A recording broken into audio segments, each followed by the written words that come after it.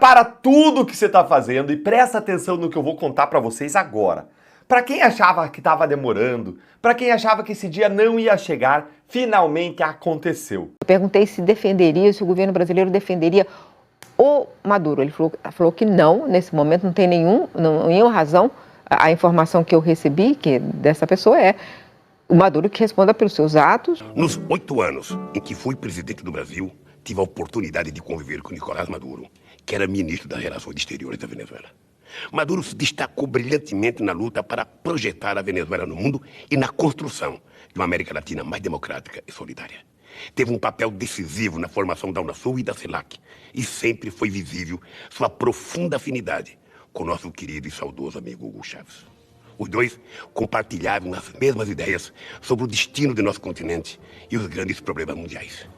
Mais do que isso, Chávez e Maduro tinham as mesmas concepções em relação aos desafios que a Venezuela tinha pela frente, em defesa dos mais pobres. A grande obra de Chávez foi a de transformar a Venezuela em um país mais justo, realizando um massivo processo de transferência da renda petroleira em proveito das camadas mais sofridas da sociedade. Mas Chávez, assim como Maduro, sempre tiveram claro que a Venezuela necessitava escapar dos que muitos chamamos maldição do petróleo. Daí a importância que deram e que Maduro dá à necessidade de industrializar o país e desenvolver sua agricultura. Demos passos conjuntos nessa direção e estou seguro que Maduro, como presidente, será capaz de realizar esta meta de Chávez. A decisão de escolher um novo presidente caberá exclusivamente ao povo venezuelano.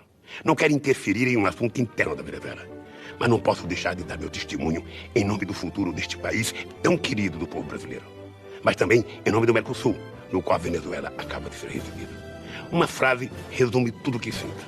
Maduro, presidente, é a Venezuela que Chávez sonhou. Lula vai ter de andar numa corda muito bamba, muito fina. Não há como, à luz do direito internacional, justificar a ação armada na Venezuela e a captura do Nicolás Maduro. Essa é uma opinião praticamente unânime entre os especialistas. E eu nem estou falando aí de aliados ou não do governo. Mas Lula vai ter de dizer isso sem ofender o presidente dos Estados Unidos. E pior, sem parecer que está defendendo a pessoa de Nicolás Maduro e não a soberania do solo venezuelano. Ou seja, o governo chama uma reunião, vai haver uma conversa para definir o tom.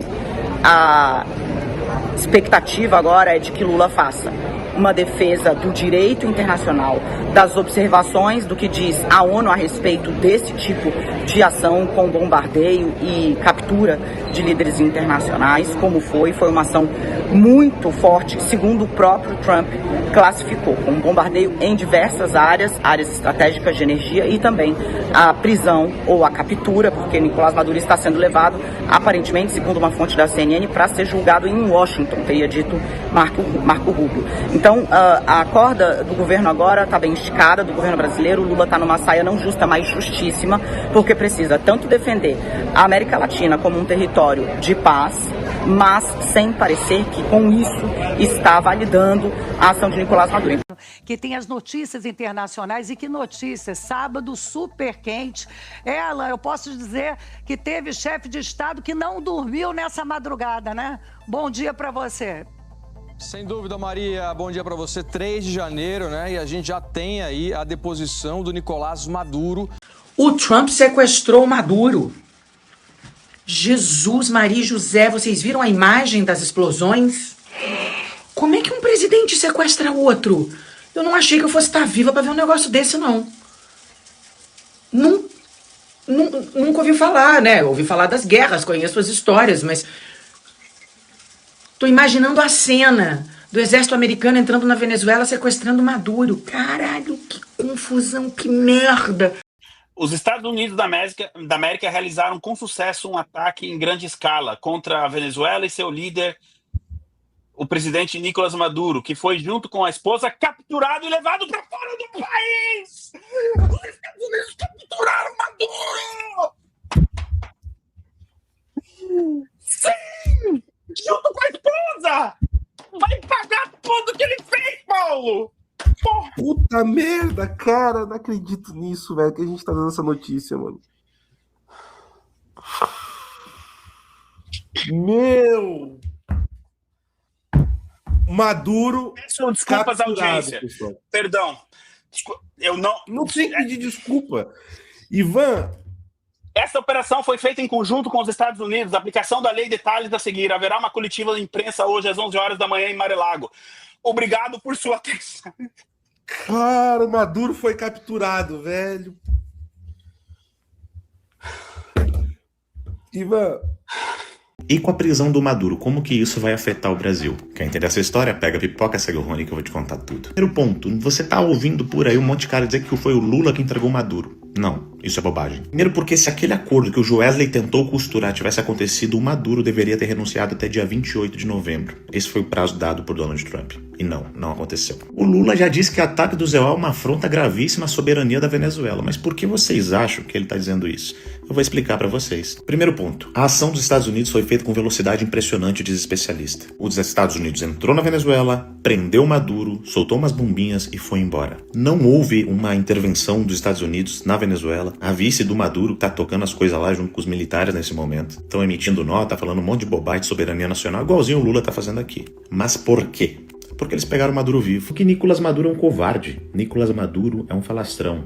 E se tiver oportunidade, ele vai entregar todo mundo pra salvar a própria pele. Eu disse pra vocês, alguns meses atrás, quando caiu a Magnitsky do Alexandre de Moraes, na verdade eu fui o único que veio aqui, de todo o Brasil, eu acho, e disse pra vocês, ei, tem coisa errada nessa história, e expliquei o motivo. Não confunda os acordos comerciais que o Brasil fez com os Estados Unidos, onde os Estados Unidos saiu ganhando muita coisa, com a retirada da Magnitsky de Alexandre de Moraes. Sabe por quê? Isso aqui é o advogado de Trump. E olha o que ele postou logo depois da ação na Venezuela. Advogado de Trump resgata a fala de Moraes após ação nos Estados Unidos. No trecho citado, Moraes diz que se os Estados Unidos enviarem um porta-aviões, então veremos. Se o porta-aviões não chegar ao Lago Paranoá, isso não influenciará nas decisões aqui no Brasil. Mas, na verdade, se os Estados Unidos quiserem, ele simplesmente entra no país, leva o cara embora e depois deixa vocês tocarem o país da forma que vocês querem. O que o Trump fez foi entrar no país, pegar um narcotraficante, prendê-lo e levá-lo para os Estados Unidos. Porque ele deu a chance. Deu a chance durante as eleições. Era só ter perdido as eleições, não ter fraudado tudo aquilo e ido embora. Ele deu vários avisos pro Maduro e o Maduro sempre esticou a corda. Ele deu a chance do Maduro se entregar, renunciar, mas ele fez? Não fez. Em alguns momentos o Trump até fingiu que era amiguinho do Maduro. Bom, tá aí, ó. É tão amigo que levou para os Estados Unidos, para mais pertinho dele. Falando de Brasil, uma coisa eu posso garantir para vocês aqui. Esse ano de 2026 é a chance da direita levar tudo. Porque as eleições no Brasil esse ano vão ser limpas. É isso mesmo que você ouviu. Serão limpas. Ah, Rony, mas a gente não vai ter o voto impresso. Amigo, os Estados Unidos vai estar de olho de cima a baixo. Vocês acham que esses caras vão querer arriscar? Sinceramente, é bem provável que esse cara aqui nem concorra às eleições desse ano. Pô, Rony, isso é uma aposta? Não é diretamente uma aposta, mas eu tenho certeza que ele tá pensando nessa possibilidade de simplesmente não concorrer. O Joe Biden brasileiro. Tá, Rony, mas como que tu acertou tudo nas análises e hoje a gente chega nesse ponto e você tem tanta certeza do que você tá falando? É simples, que a gente faz análise sem emoção. Pô, aconteceu uma coisa chata lá na Venezuela, hein, pessoal? Bom dia, senhores. Agora, um narcotraficante Maduro, ditador que passava aí carros de guerra em cima, né, de civis, só porque discordava do governo deles, que foi preso aí pelos Estados Unidos, pelo governo Trump. E é inacreditável, né, como as reações são, assim, completamente distoantes, né? Enquanto a esquerda brasileira está chorando, se lamentando, Lula, né, está dizendo que é um absurdo. Como é que tá o povo venezuelano? Ei, tá rindo mais do que nós se ganhar a Copa do Mundo, amigo. Por quê? Porque eles sabem o que é viver sobre uma ditadura socialista. E digo mais, agora é o momento para todos os revolucionários, né, comunistas aí de TikTok, que amam dizer que nós temos que fazer uma revolução, nós temos que pegar em armas, temos que lutar, né, pelo fim da propriedade privada e unir os trabalhistas, né? Agora, cadê a ajuda? Cadê a disposição? Vai lá, pô. Agora é o momento de vocês se solidarizarem, né, com Nicolás Maduro e lutarem, né, pela libertação do povo venezuelano. Realmente, eu não sei se vocês lembram, mas tudo isso começou, quem deu a ideia para o Trump foi realmente aí, né, uma esquerdista que fez uma propaganda, né, para as Havaianas. O que eu desejo é que você comece o ano novo com os dois pés na porta. Só que foi 2 bicuda na porta do Maduro, né?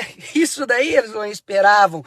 E a gente espera muito, né, que seja aí o fim de todo ditador, seja presidente ou juiz aí da América Latina. E lembre-se, tudo isso começou com o Foro de São Paulo em 1990, com Lula e Fidel Castro, né, que fundaram uma organização que comandava praticamente todos os países da América Latina e que anos depois praticamente todos os presidentes eram de esquerda. Espero mesmo que seja aí uma retomada, que dê um alívio de esperança para que a gente comece, né, a compreender que o mal um dia cai. O mal um dia cai. É isso que eu espero que aconteça também aqui com o nosso país. E por fim, mas não menos importante, fica aí uma lição. A gente precisa combater os nossos inimigos. Ter oportunidade é botar na cadeia. Ter oportunidade tem que dar duas opções. Fulaninho de tal, ou você renuncia o teu cargo, ou senão você vai pagar o preço por isso. Porque afinal de contas não tem como. Ou você combate os criminosos, né, e coloca ele na cadeia pelos crimes que eles cometeram, ou senão eles vão nos colocar na cadeia pelos crimes que nós não cometemos. Olavo de Carvalho já avisava. É isso aí. Bora, Brasil!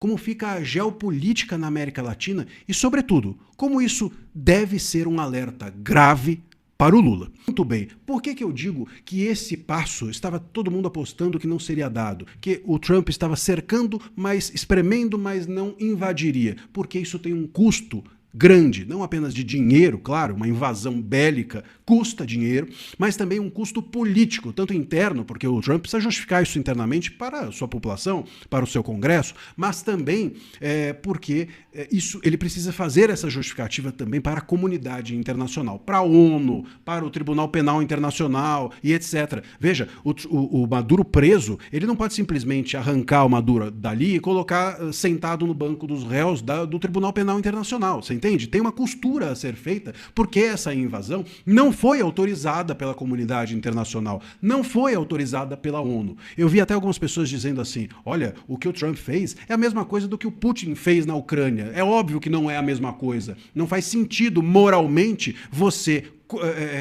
comparar uma coisa com a outra. O que o Putin fez foi expansão territorial. O que o Trump está fazendo é evitar que a Venezuela faça do narco-estado dela uma ponte para os Estados Unidos. Faça da ditadura que o Maduro instalou lá um perigo para a democracia dos americanos, do próprio país do Trump, né? Então, quer dizer, moralmente é óbvio que não tem nenhuma comparação, mas do ponto de vista jurídico, realmente você tem que olhar e entender que o Trump também não tinha autorização para essa invasão. E ele vai ter que fazer essa costura, baseado nessa questão moral que eu acabei de dizer, posterior, tanto para levar o Maduro para ser julgado no Tribunal Penal Internacional, quanto para ter o apoio da ONU, da comunidade internacional, e com isso ganhar legitimidade à medida que ele tomou. Isso é relevante, isso tem um custo, isso é difícil, isso pode criar inclusive uma tensão internacional. Se esse apoio não vier, pode se criar uma tensão até entre grandes nações. Se o apoio vier, no entanto, isso muda sensivelmente a geopolítica da América Latina. Por quê? E é muito provável que esse apoio venha, né? Claro, enfim, pode demorar um pouco, pode ser custoso, como eu mencionei, mas virá. E isso vai significar que, dentro da América Latina, os Estados Unidos não aceitarão regimes ditatoriais como o do Maduro, não aceitarão narco-estados como o do Maduro. E aí é que é o lance. Porque isso pode servir, ou deve servir, ou deveria servir como um alerta grave para o Lula. Por quê? Porque nós estamos aqui no Brasil diante da criação de um narco-estado para o futuro. Claro, isso é claro. As recusas ao combate à criminalidade adequadas, a recusa, inclusive, a que a gente entenda como as facções que existem aqui como grupos terroristas, enfim, toda a parafernália que nós sabemos que as esquerdas criam para vitimizar o criminoso e glamorizar a criminalidade, faz com que a gente esteja na escala ou numa escalada para criarmos aqui um narco-estado dentro do Brasil. Toda semana você ouve alguma coisa sobre uma facção criminosa. Toda semana, seja em São Paulo, seja no Rio de Janeiro, seja no Nordeste e assim por diante. Então, esse é um problema. E em termos de autoritarismo, a gente sabe muito bem, o STF não nos deixa mentir que também estamos numa escalada para isso. Então, se a América Latina começar a ser varrida de autoritarismos e de criações de narco-estados para o futuro, talvez o Brasil do Lula esteja ou possa estar em algum momento na mira do Trump. Se ele receber esse apoio da comunidade internacional, isso pode ou deveria ser um alerta para o Lula de que ele deveria criar aqui dentro do Brasil, junto do STF, um país democrático e um país que combate realmente a criminalidade. Notas de repúdio da esquerda, inclusive de grupos terroristas, se espalham pelas redes. Mas, felizmente, elas não têm o poder de mudar o destino de Nicolás Maduro, ex-ditador da Venezuela, capturado nesta madrugada pela Força Delta, grupo de elite do exército americano. O Maduro foi levado inicialmente a Porto Rico e, em breve, deve ser transferido para uma prisão de segurança máxima nos Estados Unidos, onde ele foi condenado por conspiração para o narcoterrorismo, importação de cocaína, uso e transporte de armas para fomentar crimes relacionados às drogas. Essa mesma esquerda, que inclui Lula, alega que a acusação de que Maduro lidera o cartel de Los Soles foi apenas uma desculpa esfarrapada para derrubá-lo. No fundo, os Estados Unidos estariam interessados no petróleo e em outras riquezas minerais venezuelanas. Pode ser, mas uma coisa não exclui a outra. É fato que quase 3 décadas da ditadura Chávez Maduro reduziram a pó as instituições democráticas no país vizinho, esvaziando qualquer capacidade de reação política ou social. Neste tempo, o regime bolivariano reprimiu com violência crescente toda e qualquer manifestação de divergência. Quem diz que caberia aos venezuelanos derrubar Maduro despreza a realidade de uma ditadura sanguinária. O relatório mais recente da ONU, publicado após as eleições de 2024, denunciou a escala fascista em níveis sem precedentes. Foram registradas milhares de prisões arbitrárias, tortura e assassinatos como método para Maduro se manter no poder. Designados pelo Conselho de Direitos Humanos da ONU, investigadores independentes registraram, nos dias posteriores às eleições, ao menos 25 mortes por arma de fogo e espancamento. Mais de 2.000 pessoas foram detidas por protestos contra a fraude eleitoral, incluindo cerca de 100 crianças, algumas com deficiência, acusadas de terrorismo e incitação ao ódio. Outros 143 presos foram identificados como membros de 7 partidos de oposição, incluindo 66 lideranças políticas. A prática de tortura inclui estupros, choques elétricos, espancamentos com objetos contundentes, sufocamento com sacos plásticos e privação forçada de sono. Segundo a investigação, de dezembro de 2023 a março de 2024, pelo menos 48 pessoas, como jornalistas e ativistas de direitos humanos, foram encarceradas sob alegações de supostas teorias da conspiração contra o governo. O relatório anterior do Alto Comissariado de Direitos Humanos da ONU, elaborado pela Michelle Bachelet, ex-presidente do Chile e é de esquerda, já denunciava a estratégia de Maduro de neutralizar, reprimir e criminalizar opositores políticos e críticos. Mais de 6,8 mil assassinatos políticos foram documentados somente entre 2018 e 2019. Diante desse cenário atroz, é ingenuidade ou mau caratismo dizer que os próprios venezuelanos deveriam se livrar de Maduro, sem ajuda externa. Eles tentaram. O ataque cirúrgico desta madrugada, com a extração do ditador e de sua mulher, revela-se inclusive solução bem mais eficaz do que financiar uma guerra civil. Infelizmente, a prisão de Maduro e o enfraquecimento de seu poder militar não encerra o regime, mas garante uma janela de reação dentro do próprio governo, com possíveis dissidências e de grupos de resistência política que há muito ansiavam por essa oportunidade. Minha solidariedade aos irmãos venezuelanos.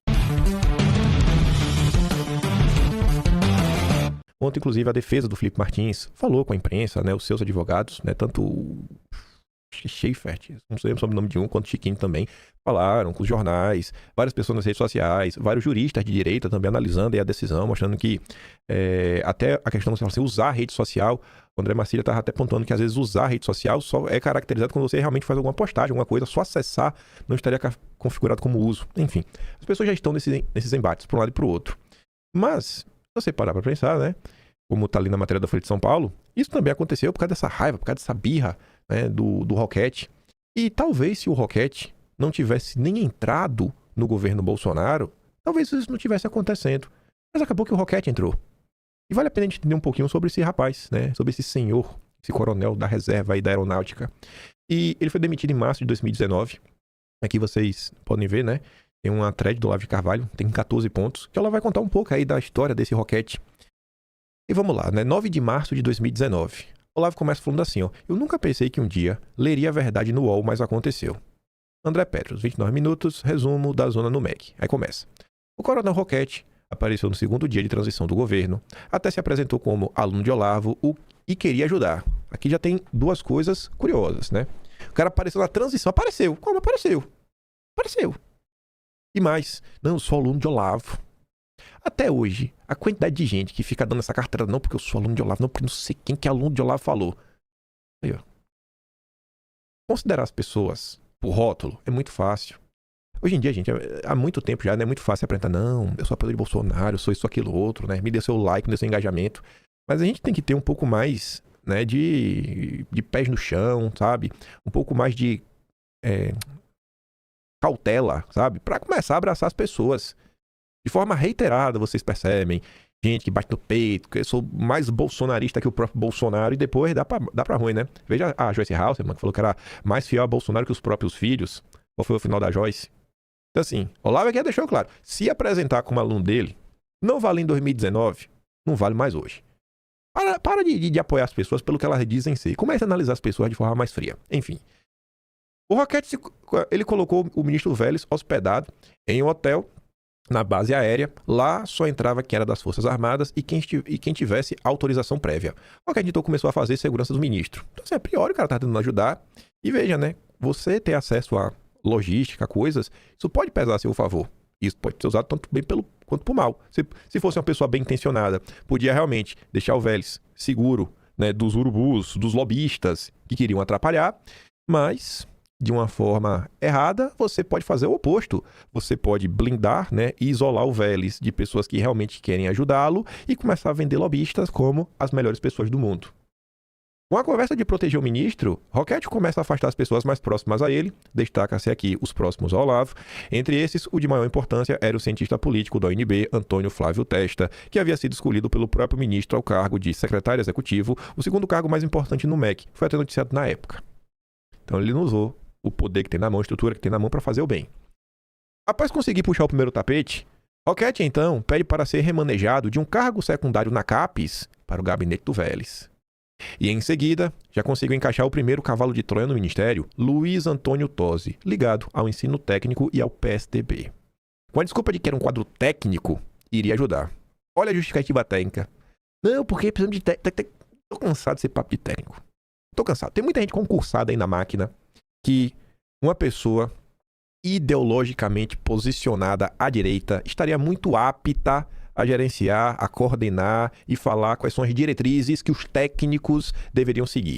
Esse papo de técnico já deu. Precisamos na máquina de pessoas com ideologia e sem vergonha de assumir de que lado está. Cada vez mais Roquette vai afastando os outros assessores do ministro, determinando que os assessores apenas despachassem com ele, o Roquette, e que somente ele despachasse com o Vélez, isolando de vez o ministro. As reuniões passaram a acontecer com portas fechadas e dentro da sala somente ele, Vélez e o Tosi. Assim, por exemplo, decidido a questão da carta, diferente do que a mídia propagou de que os autores eram os alunos de Olavo. Mentira. Assim, foram cortando várias das propostas originais do ministro, como acabar com o Conselho Nacional da Educação, um espécie soviético que comanda o ministério e que é composto por pessoas ligadas ao MST, ao Movimento da Diversidade, à CUT, a Sindicato de Professores. E aí o pessoal fala, e as pautas, porque não sei o que pipipi, que popopô.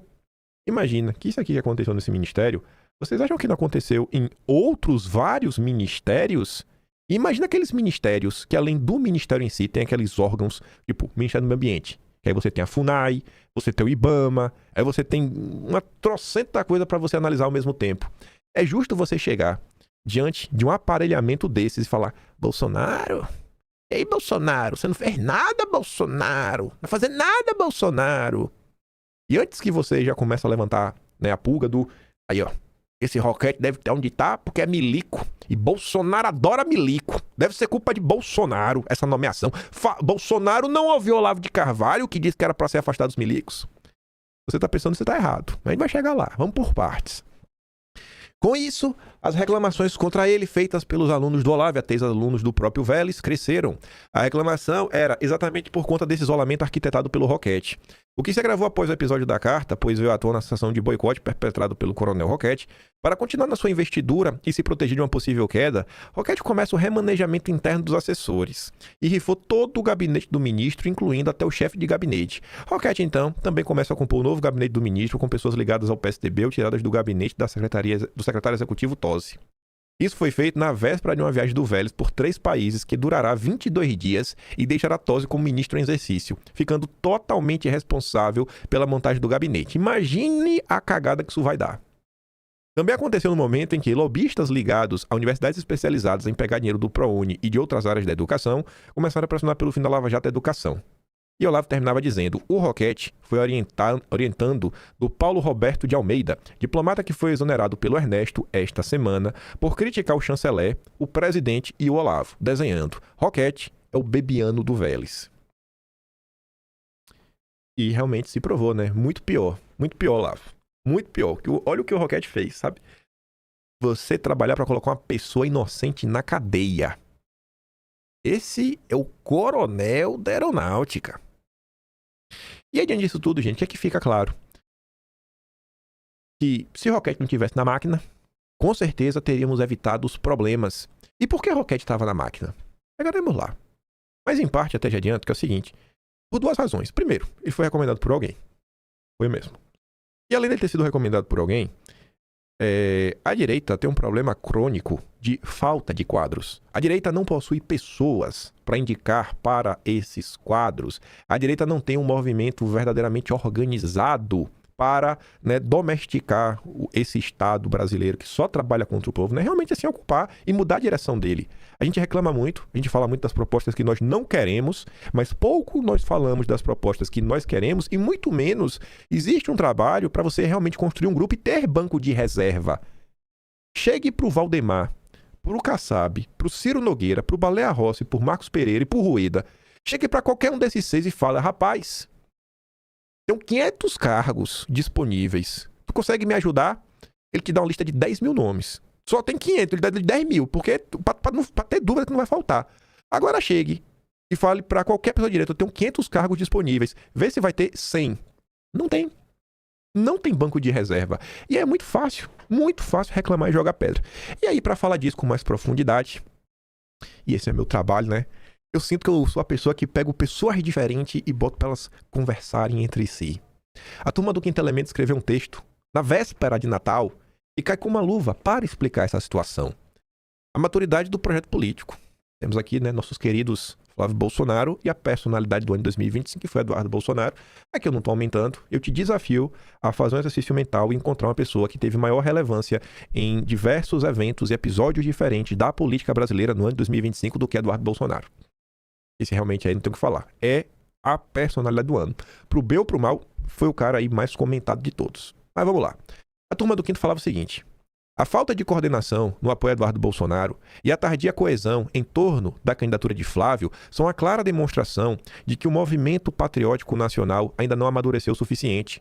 O bolsonarismo, embora tenha amplo apoio popular, não criou as macroestruturas que organizam um movimento político. O resultado é uma bancada heterogênea em que os deputados do PL não se sentem na obrigação de seguir uma liderança e muito menos uma agenda de longo prazo. E aqui é só um aspecto.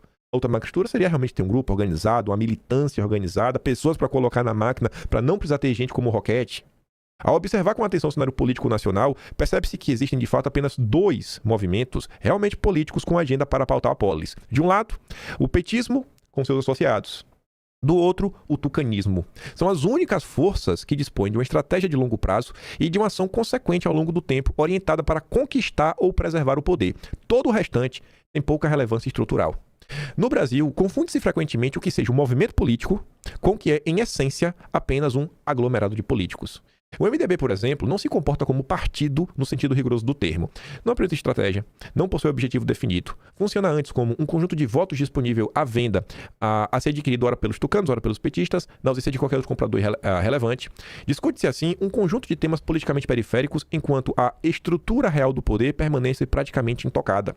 Em termos objetivos, há 3 fenômenos políticos principais: o petismo articulado, o tucanismo articulado, cuja ligação com estruturas internacionais é mais profunda, e o movimento popular acéfalo. É o povo, que muitas vezes não encontra nem representação na classe política. Este movimento popular não chega propriamente a configurar um movimento. A gente chama, mas não é um movimento. Trata-se de uma revolta difusa da população. Não se pode falar em movimento político sem a existência de um objetivo claro. A direita sabe algumas coisas que ela não quer. A gente não aguenta mais essa perseguição estatal. Não aguentamos mais a agenda woke. Mas qual é o objetivo no final? É fazer o quê? É ficar rico? É fazer o quê, por exemplo? A gente não aguenta mais a violência urbana, tá? Mas qual é o objetivo? Vai fazer o quê quando chegar lá? O que aparece, no entanto, é um mosaico de objetivos dispersos: instaurar a democracia próspera e pujante, né? Resolver os problemas da segurança pública, sem descrever como é que isso vai ser feito, entre muitos outros. São milhares de objetivos soltos, absolutamente inconexos e, com alguma frequência, politicamente irrelevantes. Os tucanos, por sua vez, possuem um plano de longo prazo, contam com apoio internacional, dispõem de conexões orgânicas, configuram um movimento político estruturado, compreendem esse dado essencial, representam, em grande medida, a expressão local da nova ordem mundial, do globalismo e do poder exercido por organismos internacionais. Encarnam, portanto, esse conjunto de forças. Trata-se, em larga medida, da turma formada em torno da London School of Economics, herdeira direta da tradição fabiana. Tanto o tucanismo quanto o petismo se apresentam assim como ramificações locais de movimentos internacionais dotados de história, continuidade e doutrina. O primeiro, associado à tecnocracia globalista de corte fabiano, né, o PSDB, e o segundo ao Movimento Comunista Internacional, com sua tradição de cerca de 150 anos. Assim, ao se considerar que correntes de ideias efetivamente estruturadas estão disponíveis no Brasil e o quadro se afunila, existem em termos amplos duas grandes matrizes ideológicas, o marxismo e o liberalismo. Apenas esses grupos apresentam uma agenda de longo prazo, um projeto político nacional. Como será possível deter esses agentes políticos sem apresentar uma agenda contrária? Como o bolsonarismo pode vencer sem ter um projeto político? E sem ter um projeto que realmente se coloque na mesa, palpável, como que você, inclusive, consegue olhar para essas pessoas, né, e falar, cara, quem tá do meu lado, quem não tá? Pessoal, acordem, estamos em janeiro de 2026 e as pessoas ainda repetem frases de efeito do tipo: se fulano pensa 80% igual a mim, ele é meu aliado. Você não sabe o que é 80% dos seus pensamentos.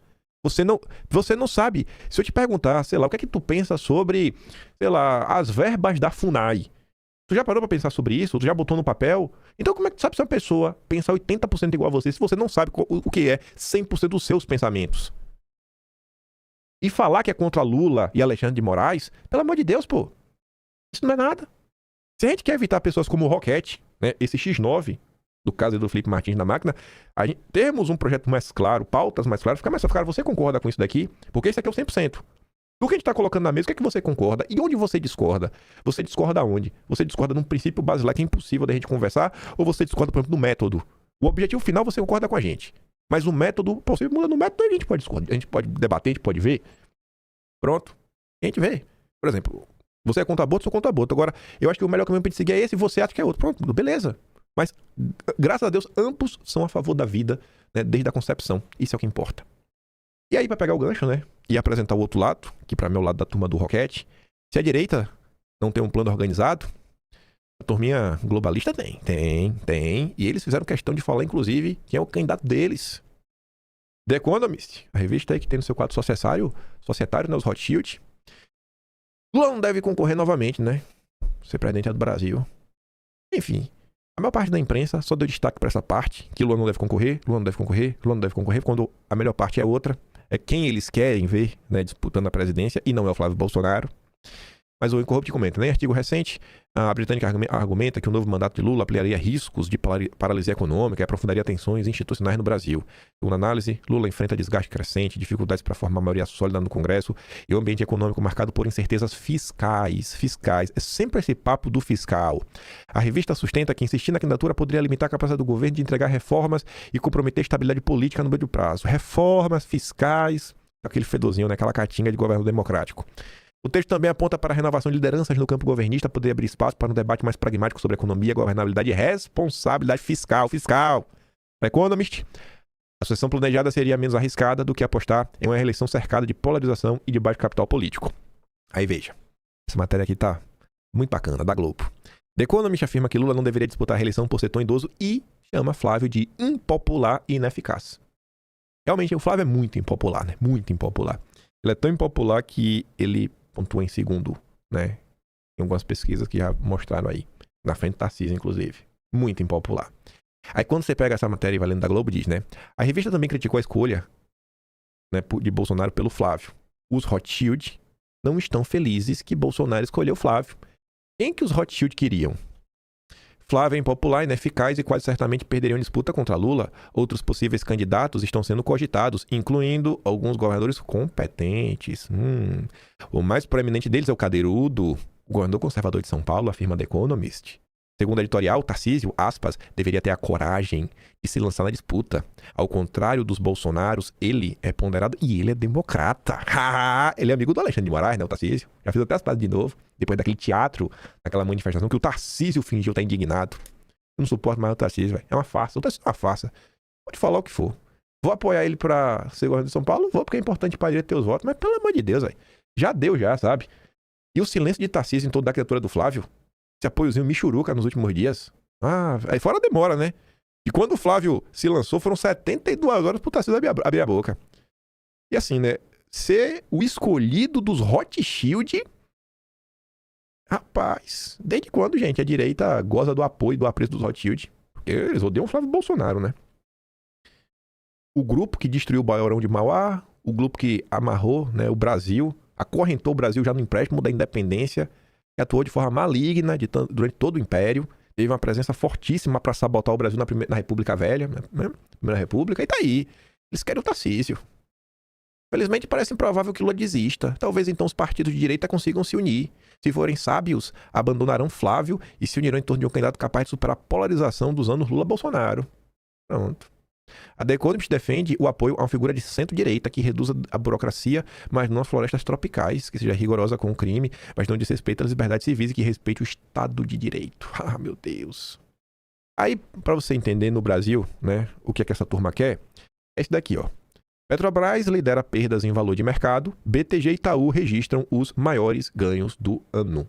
Fizeram várias notícias nos últimos dias sobre isso, né? Em primeiro lugar, Lula segue, né, o pai dos banqueiros. Um país que os grupos econômicos que mais prosperam são os bancos.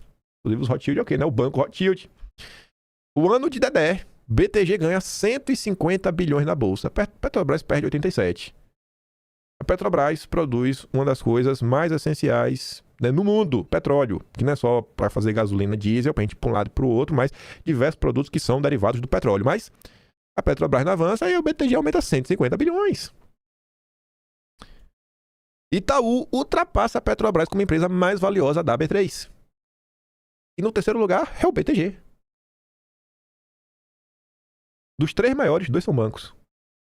A empresa mais valiosa da Bolsa Brasileira é um banco. Que país prospera desta forma? Itaú está na gênese também, né, da República.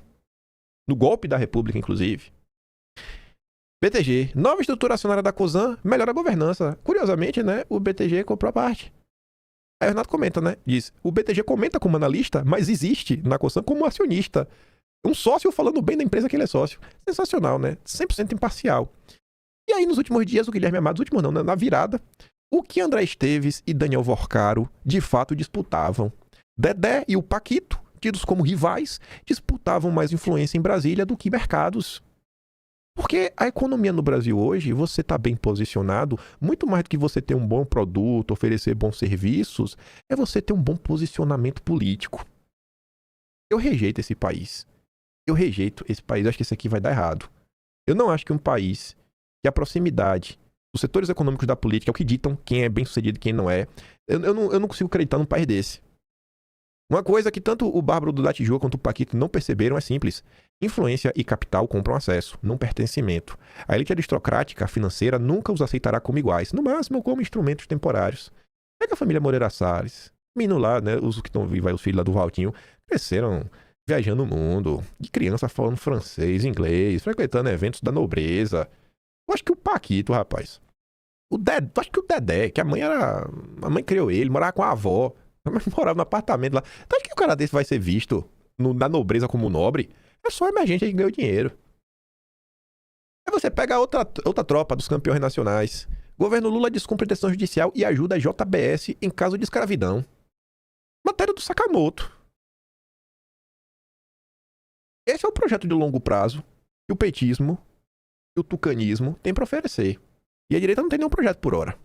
Mas vamos lá. Roquete entrou na máquina, né? Aí você fala, e aí, velho? Eu falei que não foi culpa de Bolsonaro. Aí você fala, e foi de quem então? Foi de quem? Bom, saber de quem foi a culpa é relevante. Porque a direita, não vou falar nem culpa, né? As palavras não é essa. Mas a direita, ela, por muitos anos, tirou onda com aquela fala do Mano Brown, né? O Mano Brown usou o PT, tem que voltar pra base. E o PT não vê, a esquerda se perdeu. E a direita adora falar isso, mas a direita não suporta fazer uma autocrítica. Qualquer um que faça o maior absurdo, mas diga que é contra Lula e contra Alexandre de Moraes, vai ter sempre ao seu lado um exército de pessoas falando, não critique, é momento de união, o inimigo do meu inimigo é meu amigo. É por isso que a direita só perde e a esquerda só ganha. Falta maturidade pra direita. Falta, sabe, reconhecer os próprios erros. Eita, que a direita não dá esse braço a torcer por nada. E vejam só, quem tem uma participação aí na própria nomeação do Vélez, desculpa, do Roquete, é o Olavo. Porque quem apresenta o Roquete pro Vélez é a Bia Kicis.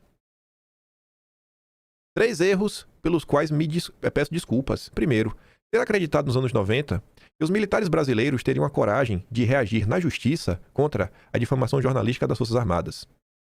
Segundo erro que o Olavo pede desculpas. ter apoiado Mourão na sua candidatura à vice-presidência. E mais um, ter apresentado o coronel Roquete Abiaquices. É muito fácil para as pessoas chegarem lá, o Bolsonaro não ouviu o que o Olavo mandou. Aí tu pergunta, o que é que o Olavo mandou fazer? Não tinha que destruir primeiro seus inimigos, tá? Como? A gente concorda nisso. Mas como? E qual era o caminho para destruir os inimigos? Qual era aí a estratégia para pontuar B e C?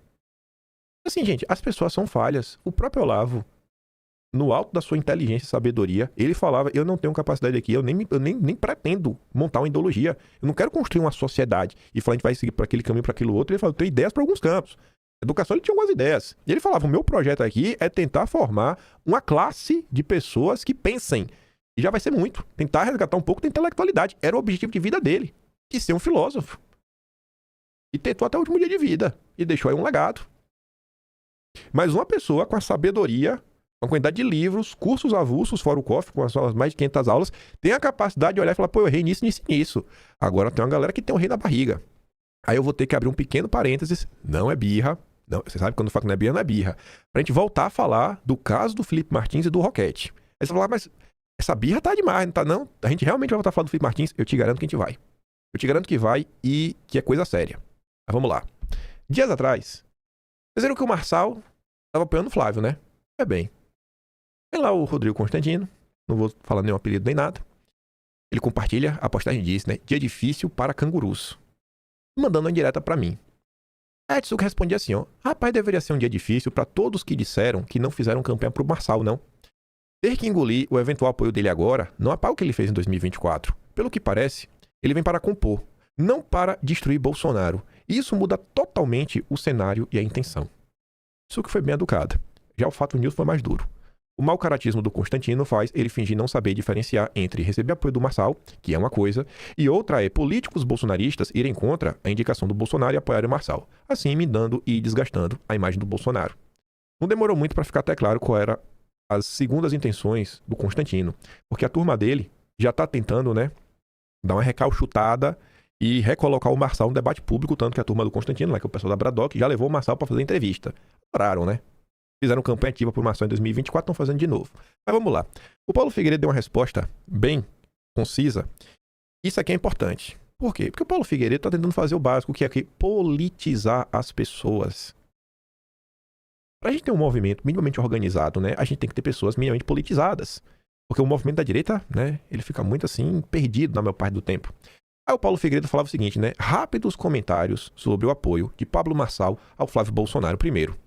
Meu problema com o Mr. M não tem especificamente a ver com ele ter sido ou não o candidato do sistema à prefeitura de São Paulo, mas com o fato dele ser um ator, né? Um picareta enganador mesmo. Alguém que eu definitivamente não gostaria de ver como prefeito da cidade mais importante do Brasil.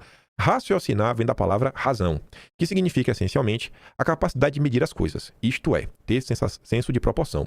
O primeiro sinal de uma mente disfuncional é justamente a perda dessa capacidade. Isso pode acontecer até mesmo com pessoas inteligentes, muitas vezes vítimas da própria vaidade ou de picuinhas pessoais. É sempre triste de assistir.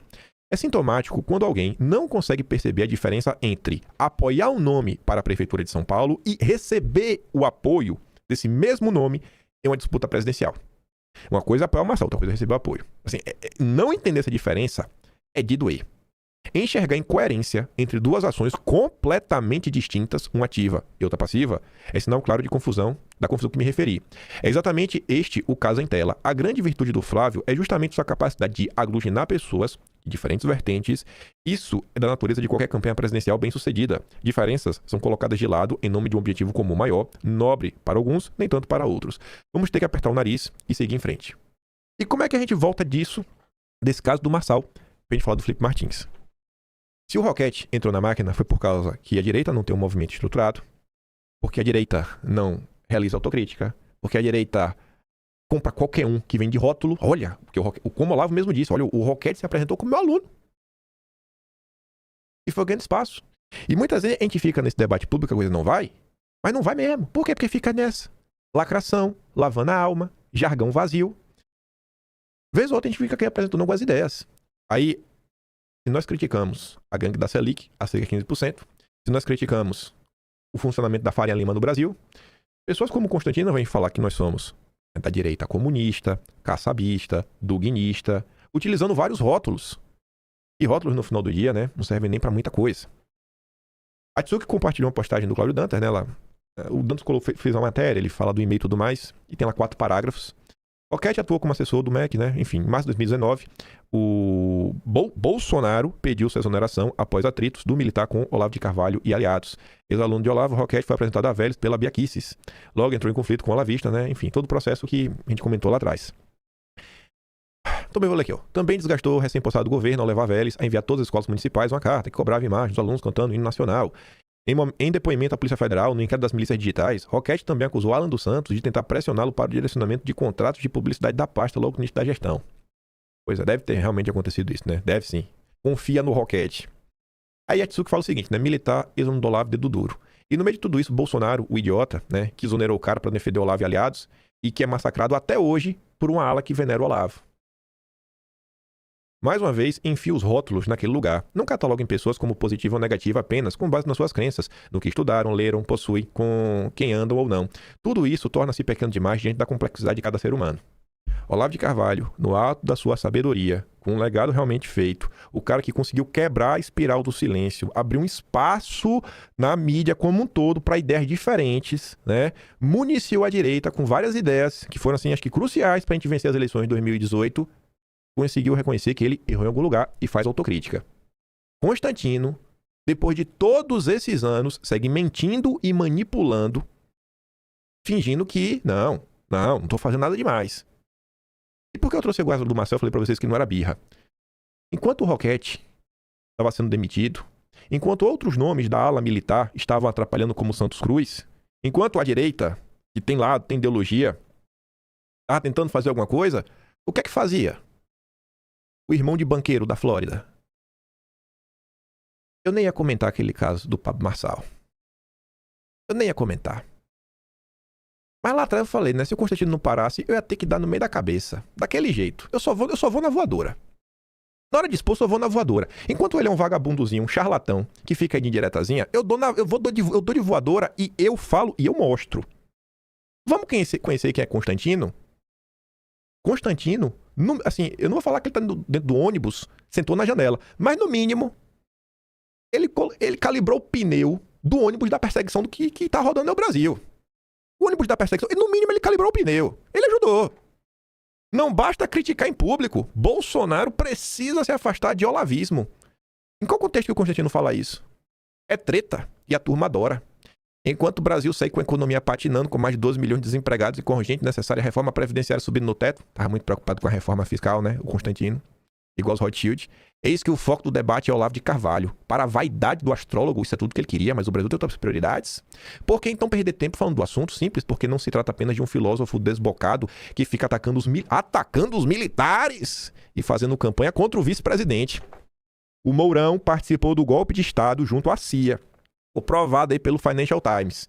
Quem é que defende o golpista é o Constantino. Quem é que defende o Roquette é Constantino. Botou no ônibus da perseguição estatal que está circulando no Brasil. Mas sim, de um guru, de uma seita fanática, que tem entre seus membros ninguém menos do que 2 filhos do próprio presidente, sem falar que ele mesmo colocou em destaque o livro do Olavo quando venceu as eleições. Tá vendo aí como o Bolsonaro tá errado, né? Bolsonaro declarou certamente, após pressão dos militares, cansados do silêncio cúmplice do chefe, que Olavo está atrapalhando o governo. Tá mesmo, tirou o Roquette, né? Ia tirar o Santos Cruz. Uma semana e 4 dias depois, que essa matéria aqui é do dia 23. No dia 4 de maio, ou é 5 de maio, é o dia do escândalo do Santos Cruz, que ele defende censura nas redes sociais, que ganha repercussão depois de um compartilhamento do Danilo Gentili. Olavo atrapalhou demais, viu? Em nota lida pelo porta-voz general Rego Barros, Bolsonaro reconheceu que as recentes declarações de Olavo não contribuem para a unicidade de esforços e, consequentemente, de objetivos propostos no prédio de governo. O comunicado do presidente ainda acessa os ataques do escritor que tem provocado divisões na base bolsonarista e no núcleo central do governo. A nota veio logo depois de nova atrapalhada nas redes sociais. A conta oficial de Bolsonaro postou um vídeo em que Olavo atacava novamente os militares supostamente culpados pelo avanço comunista no país. O vídeo foi apagado depois, mas o estrago estava feito. Carlos Bolsonaro também publicou em seu canal e, após a confusão, publicou novo elogio bajulação, né, ao bruxo de Virgínia. Assim Constantino escreveu na época. Eis o ponto importante nisso tudo. Há uma clara disputa por espaço e poder dentro do governo, dividido entre as alas liberal, militar e olavista. O que eu falei pra vocês de algumas vezes. Hoje, olhando pra trás, eu vejo o governo Bolsonaro, da mesma forma que o Roquette tentou tutelar o MEC, tomar o MEC, sequestrar o MEC, os liberais entraram lá Entraram lá. Jabuti não sobe em árvore. Colocaram os liberais de propósito. Bolsonaro nunca foi um liberal. Inclusive, as principais medidas de apoio ao povo, como trabalhar para reduzir o preço da gasolina, tiveram resistência dos liberais. Foi Bolsonaro que matou no peito. Os liberais tentam fazer seu trabalho em paz, com foco em pragmatismo, sob a liderança de Paulo Guedes. Os militares ocupam vários ministérios e adotam visão mais tecnocrática e moderadíssimos. Já o olavista é a turma ideológica e radical que fala em revolução. Ah, rapaz. Há uma clara rivalidade entre militares e olavistas que se sentem os templários na cruzada para limpar o país do comunismo, sendo que os comunistas são todos aqueles que não são reacionários. O principal guru é Steve Bannon, um nacional populista autoritário que Trump colocou para escanteio. Olavo seria uma espécie de Bannon Tupiniquim e Felipe Martins, chamado de Robespirralho por alguns, foi o Constantino que inventou esse apelido, se eu não me engano, uma espécie de preposto de Olavo no governo. Constantino, o ônibus da perseguição, né? Que o Supremo dirige perseguindo, o Constantino botou lá no pneu. E passado aí mais de 6 anos, esse charlatão, ele não consegue pedir desculpa, fazer uma autocrítica. Ele segue atacando pessoas com mentiras. Eu, quando eu colocar esse texto aqui, é perguntar pra vocês, até quando vocês serão otários, me perdoe ofender vocês, de ouvir pessoas como o Constantino e a turminha. O que essa turma tá propondo pro Brasil? São as mesmas ideias velhas de sempre. Papo chato de união da direita. Papo chato de governador democrático, de partido novo. Passando pano pra mim um absurdo aí. Quando vem, né? Do Deltan Dallagnol. Acorda, gente. Tá vendo que falar o que vocês querem ouvir dá like? Já perceberam isso? Falar o que vocês querem ouvir dá like. Para de ser feio de trouxa, pô. Para de ser feio de trouxa. Martins acusou o golpe e passou a reagir esperneando nas redes sociais, inclusive com expressões em inglês. O jovem tem uma missão nobre e se aproximou bastante de Eduardo Bolsonaro, que por sua vez colou em Bannon. É a patota revolucionária que gostaria de enviar um cabo e um soldado para fechar o Supremo e, se possível, outro cabo e outro soldado para fechar lá o Congresso também. Você tá entendendo como é que cresceu a narrativa que o bolsonarismo era golpista? Quem botou no pneu do ônibus da perseguição? Aí depois se arrependeu, né? Se arrependeu e segue mentindo. Quando surgem pessoas na direita que não reza a cartilha liberal dele. Aí é caçabista. Aí apoiou Alcolumbre. Aí apoiou Hugo Mota. São as mentiras que ele inventa, né? Aí inventa que eu recebo dinheiro da Rússia. Que é duguinista. Ele lava a alma, né? Lavar a alma é bom. Seus fins nobres justificariam quaisquer meios e eles não têm tempo a perder com esses liberais otários que se preocupam com baboseiras como instituições republicanas. Eles têm uma revolução para tocar. A tática dos reacionários é casar Olavo de Carvalho com a preocupação cultural como se fosse uma só coisa. A balela, o novo livro de Ben Shapiro, é todo sobre a importância do resgate de valores ocidentais. Isso não impede de detestar alt-right nacional populista e atacar figuras autoritárias como Steve Bannon. Tá vendo aí, né? Vocês são extremistas de direita, por Constantino. Olavistas não possuem o monopólio da preocupação com as questões culturais. Ao contrário, seus métodos jogam contra qualquer possibilidade de efetivamente preservar e conservar o legado ocidental. O jacobinismo revolucionário não tem qualquer ligação com o conservadorismo burkeano. A primeira matéria de todas que envolve perseguição é os jacobinos de direita, os bolsonaristas jacobinos. É a primeira matéria, na época foi escrita pelo José Fux do Estadão, que já pintava a direita jacobina. Era esse título. Deixa eu ver se acha aqui no Google rápido. A direita jacobina. Aqui, ó, deixa eu ver. A direita jacobina.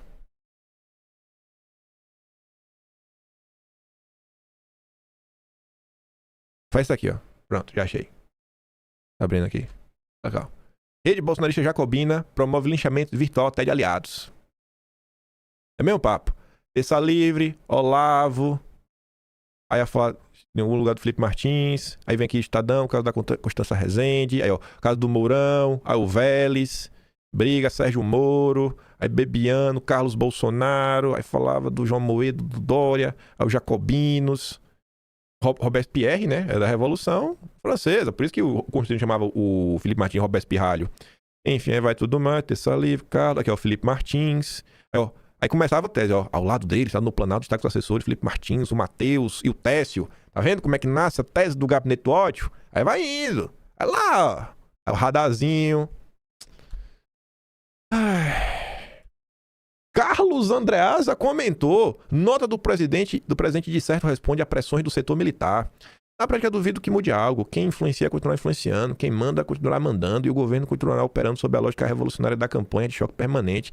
E é isso que interessa, isso que está em jogo aqui. Essa mentalidade vai mudar ou não. Os olavistas querem confronto. Eles precisam de confronto, pois são tribais, adotam a visão de guerra constante de nós contra eles, enxergam inimigos mortais por todo o canto. Já Bolsonaro, como presidente, precisa governar, contemporizar, articular e agregar. Aí ele escreveu isso em 2018. Agora chega, diante da eleição da presidência da Câmara, uma vitória garantida de Hugo Mota. Aí vem Senado, vitória garantida da Alcolumbre. Melhor perder de pé do que ganhar de 4. Né? É melhor entregar as comissões pro PT.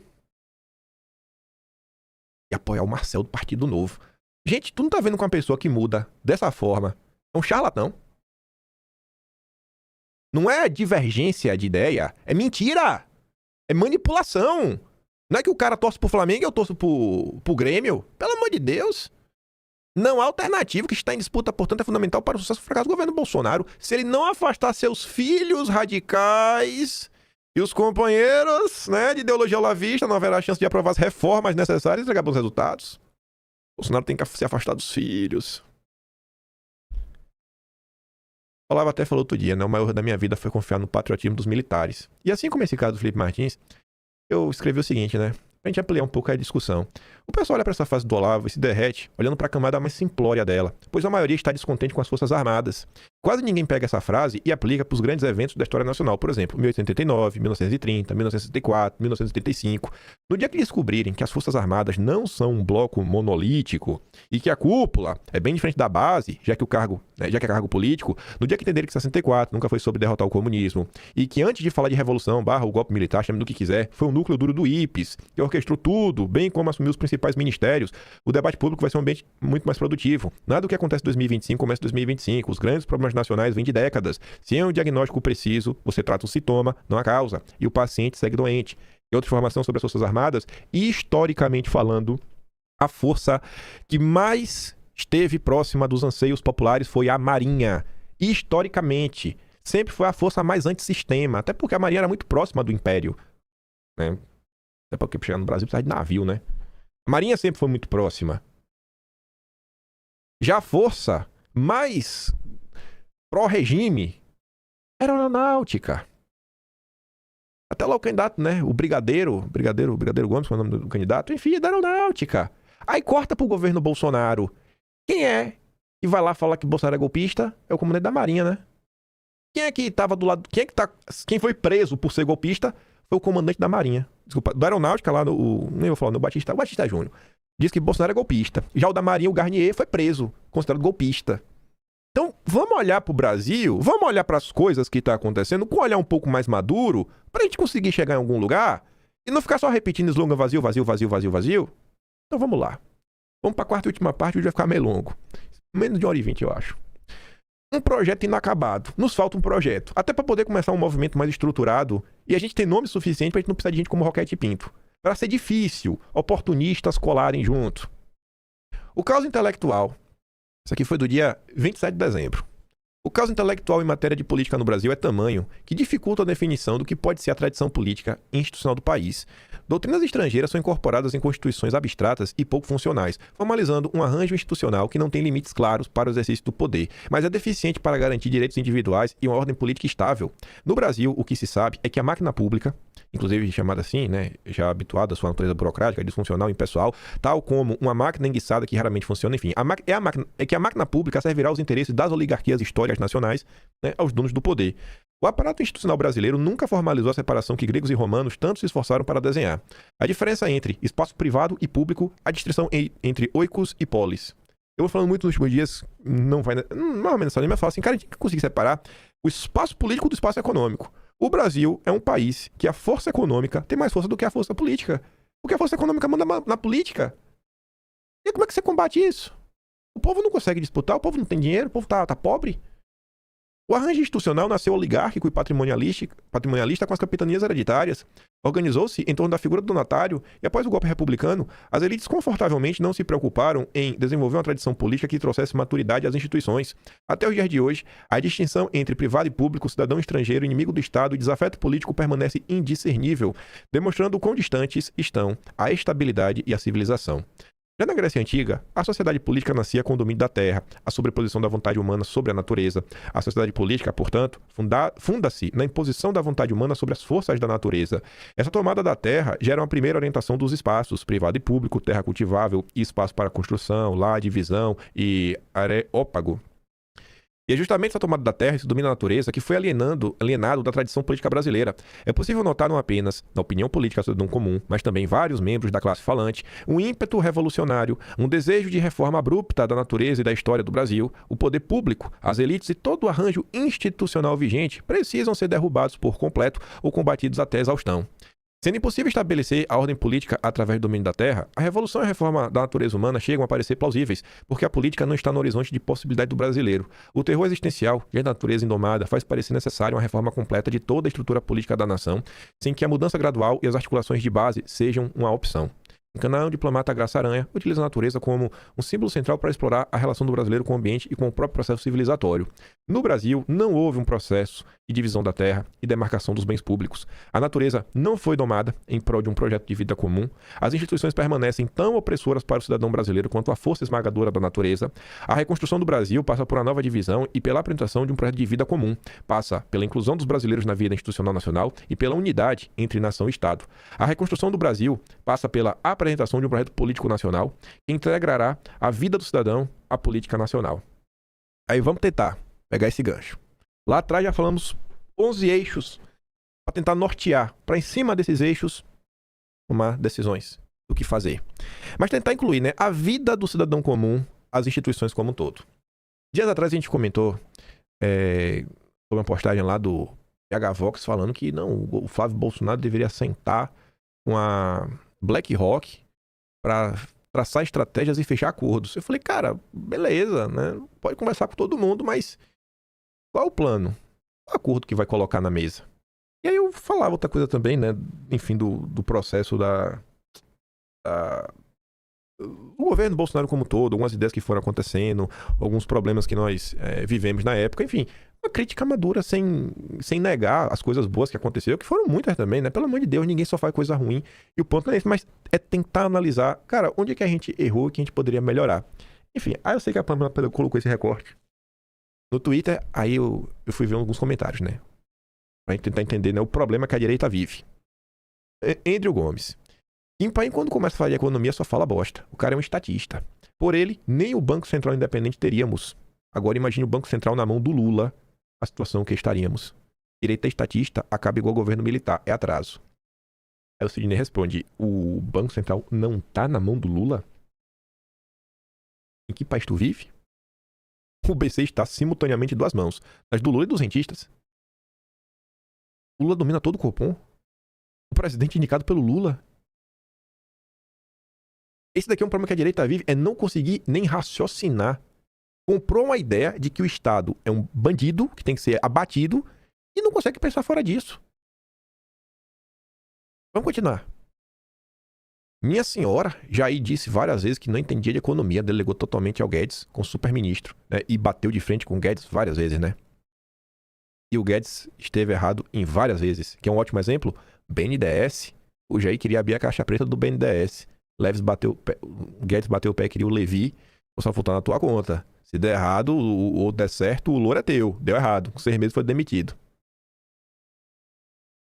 Mas enfim, ao longo do tempo aprendeu a se declarar liberal. Vocês fascistas que querem os votos do Bozo sem seguir o programa do Bozo, votem e apoiem o Aldo Rebelo então. Esse cara aqui é um cara do mercado, é um liberal. Vocês estão entendendo assim que hoje a gente vive um problema no Brasil assim, além de não ter uma ideia, a gente não tem um projeto construído, quando se tenta discutir de forma mais profunda um debate mais sério de ideias, um projeto, você vira fascista, duguinista, caçabista, comunista, todos os listas da vida.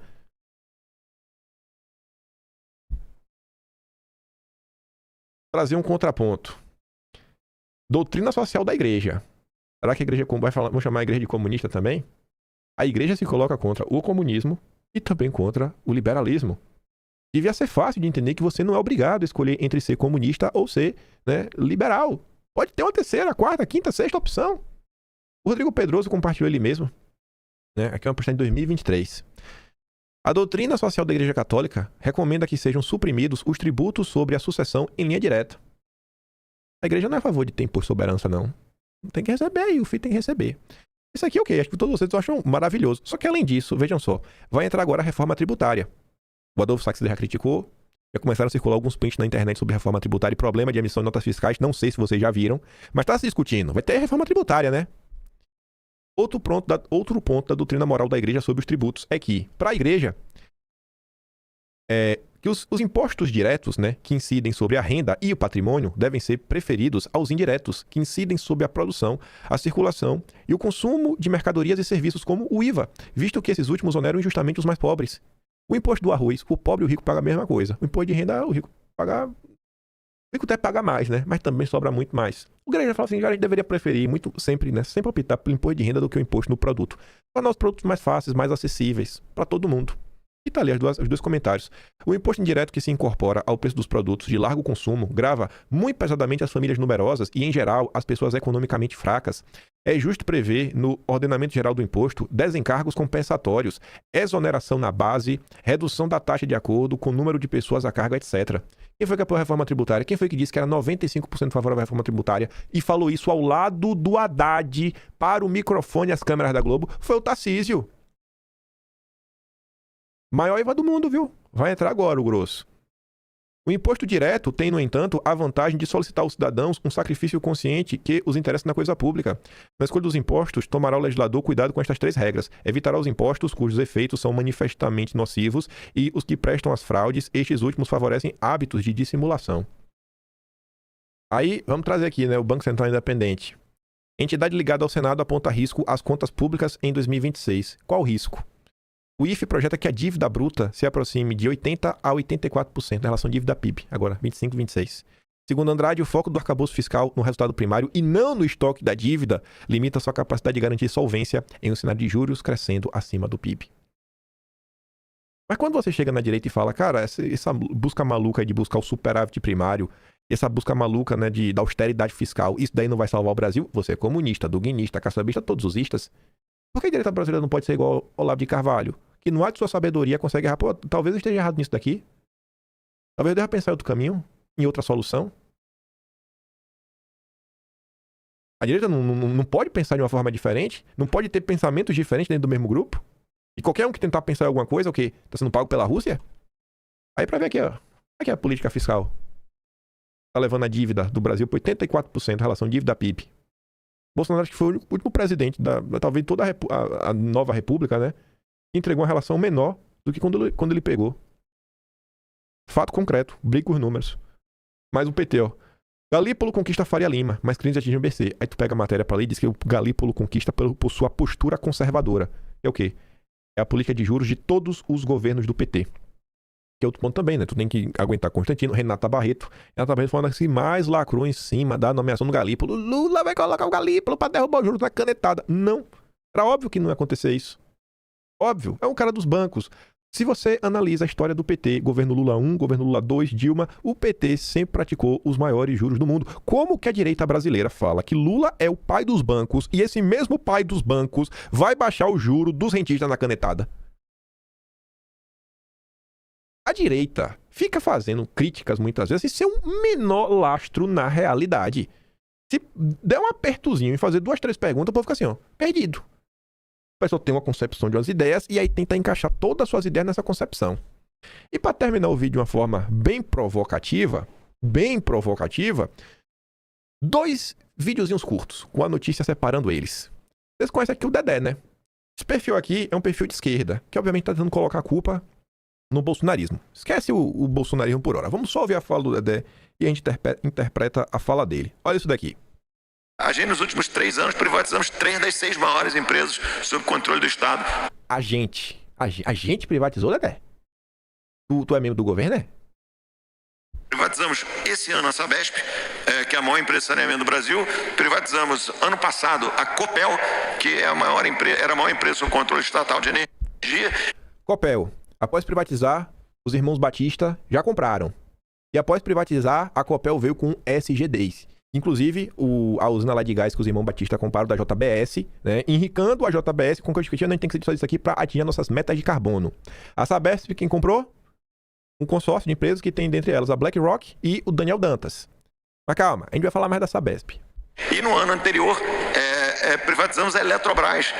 Eletrobras, após privatizar, em 2024, sai a notícia que, assim como a Copel, a Eletrobras veio com a ideia que não, agora para atingir os objetivos ESG da empresa, né, o net zero de carbono, não emitir carbono, vamos vender as termoelétricas no Amazonas. Venderam. Vendeu para quem? Para a JBS. A Âmbar Energia, né, que é o braço de energia da JBS, para os irmãos Batista. E o que aquilo lá fez? Baixou a medida provisória para todo mundo pagar a conta no final do dia. Porque a distribuidora lá, Amazonas Energia, estava deficitária. Por causa de gato e tudo mais. O que mais que aconteceu? Vendo agora, a energia nuclear brasileira. Está sendo vendida aí para os irmãos Batista também. Resultado direto. Aconteceu, gente. Aconteceu. Notícia da semana passada. Lauro Jardim.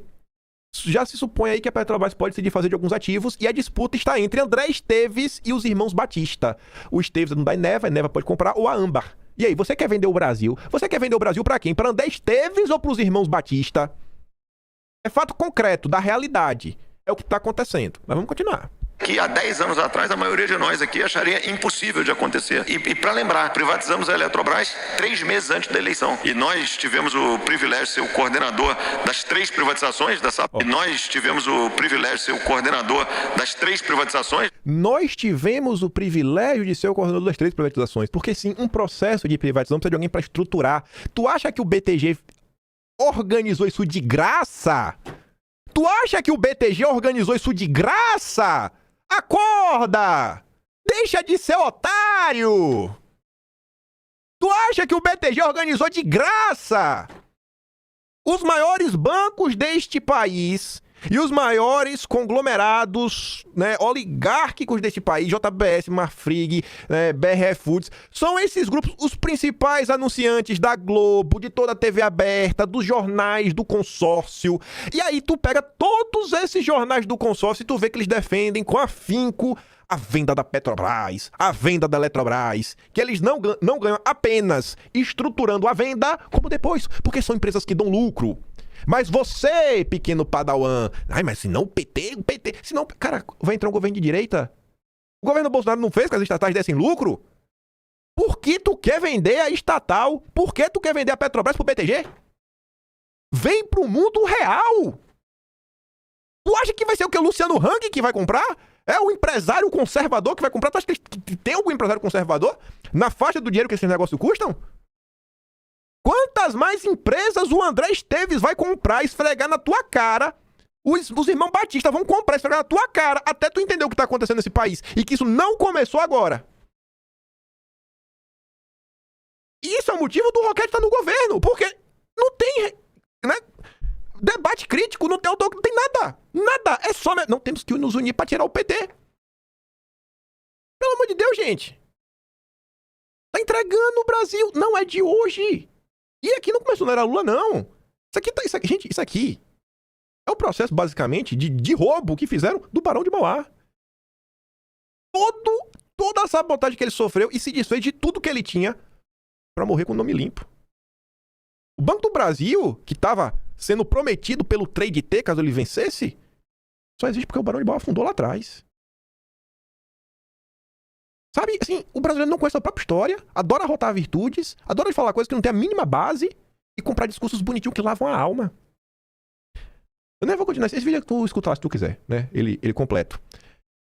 Ele falou da Sabesp, né? Aumento de 6,11% nas contas de água da Sabesp que começa a valer nesta quinta-feira, 1º de janeiro de 2026. Aumento. É só que eu quero saber. Quantos por cento eu tô nem aí? Aumentou. E por que eu quero falar sobre isso daqui, ó? Conhece esse gordo aqui? O cadeirudo? Olha só.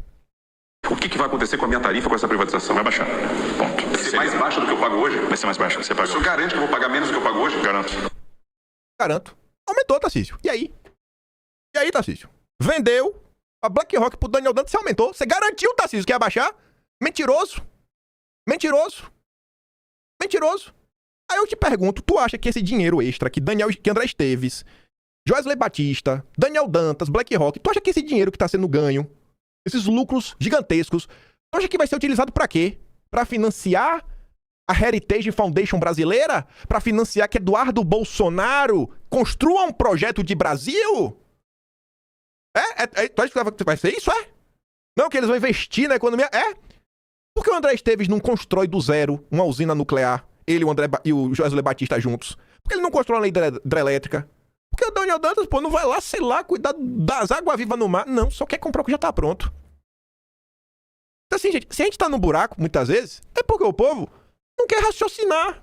Aplaude tudo de forma acrítica. E ninguém liga pro passado de ninguém. É incrível. Basta dar 2 gritos contra Lula e Alexandre de Moraes. Nem precisa dar 2 contra Lula. Um suspiro contra Alexandre de Moraes já é o suficiente pra direita abraçar e chamar de herói. Eu termino o vídeo com esse post aqui do Olavo. Pensem o que bem desejam do Jair Bolsonaro, mas contestem, se puderem, as seguintes afirmações. Primeiro, Bolsonaro é um dos raríssimos políticos que jamais se envolveram em qualquer esquema de corrupção. 2. Ele é o único presidenciável que dá mais ênfase à segurança pública do que à economia. Isto é, o único que tem senso das proporções no julgamento das urgências nacionais. Porque para você poder gozar da economia, você tem que estar vivo. Bolsonaro acha que as pessoas estarem vivas é ainda mais importante que a economia tá andando. Ele é o único presidenciável que jamais cortejou a elite esquerdista hegemônica, muito menos a mídia. Ele é o único presidenciável que não modera o seu discurso pelos cânones da etiqueta esquerdista. Provem que algum outro candidato tem essas qualidades e talvez eu considere um concorrente à altura do Bolsonaro. E Olavo falou isso em 8 de julho de 2017 e hoje é dia 3 de janeiro de 2026. E o Olavo segue certo. Porque o Jair segue exatamente essa pessoa. Então, com projeto ou sem projeto, eu sei que pelo menos tá fácil de saber que o caminho passa pelo Jair. Porque o que teve de aventureiro aí pelo meio do caminho, o que teve de gente oportunista, gente espertinha. Vamos pegar os problemas que acontecem diariamente no Brasil e tentar aprofundar, tentar tirar deles discussões, reflexões, nos tornar pessoas menos burras, sabe? Olhar para o que está acontecendo. Um olhar mais crítico para as situações. E não só repetir o discurso bobo, fácil, né, e vazio. Mas se a gente não consegue nem trazer algumas discussões pro debate da direita brasileira, a grande direita brasileira, sem você ser acusado de todos os istas possíveis, aí não dá. E aqui o que eu falo eu mostro, né? Enfim. Eu quero saber do Tarcísio se a tarifa da Sabesp vai abaixar ou não, viu, Tarcísio? Porque você garantiu que ia baixar. Você garantiu, irmão. Garantiu na entrevista pra Globo. Quem fez aquela postagem? Foi um deputado do PT, eu acho. Alencar Braga 13. É deputado do PT. É, mas o vídeo saiu da boca do Tarcísio. Saiu da boca do Tarcísio. São denúncias que, por exemplo, não jamais iam rolar na direita, né? Então assim, eu tô cansado de fechar os olhos. Se fosse Bolsonaro prometendo que a água ia baixar e a água subisse, o povo ia matar Bolsonaro, ia cobrar, era dedo na cara, voadora. Porque Bolsonaro pode cobrar. Bolsonaro merece tudo de pior. Agora os bonitinhos aqui, não pode falar nada. Só quem pode sofrer é Bolsonaro. Só quem tá errado na história é Bolsonaro. É Bolsonaro. Tudo é Bolsonaro, né? É isso. Eu não quero nem ser de direita. Eu já falei, eu sou bolsonarista e acabou. Tô nem mais... pra mim, pode colocar na direita se quiser. Também se não quiser, não faço nenhuma questão. Já deu pra mim, sabe? Já deu. Esse papinho de sempre aí que fala. Não, a responsável... Irmão... Vai discutir isso lá com o BTG, vai lá no BTG discutir responsabilidade fiscal. Tem outros assuntos pra comentar. Tô cansado disso daí. Ele passou de 1h20. Me perdoe, mas eu tinha que comentar sobre tudo isso. Eu acho que deu muito pano pra manga aí. E eu acho que tudo que eu falei, posso até ter me excedido em algum ponto aqui, no tom em alguma coisa. Mas eu acho que tá bem preciso as coisas. Eu tentei realmente assim, trazer pontos que até que você não entendeu direito, você saiu com a impressão de rapaz. Eu não entendi muito, mas tá ruim o Brasil. É uma coisa que não tá encaixando, né?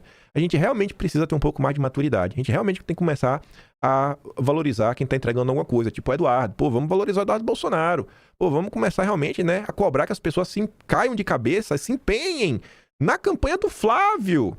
Vamos cobrar, pô, essas pessoas aí que adoram surfar na aba do Jair, que, poxa, comece a se mover pro Bolsonaro. Tá preso.